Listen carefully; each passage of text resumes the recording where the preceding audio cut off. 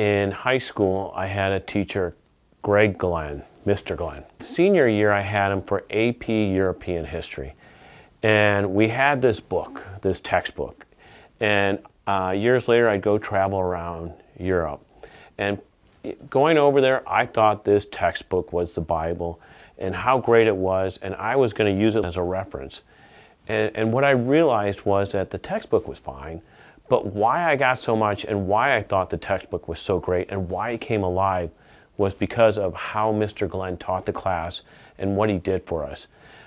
I still say it's probably one of the toughest classes I've ever taken, and to this day, probably one of the best classes I've ever taken. So thank you, Mr. Glenn.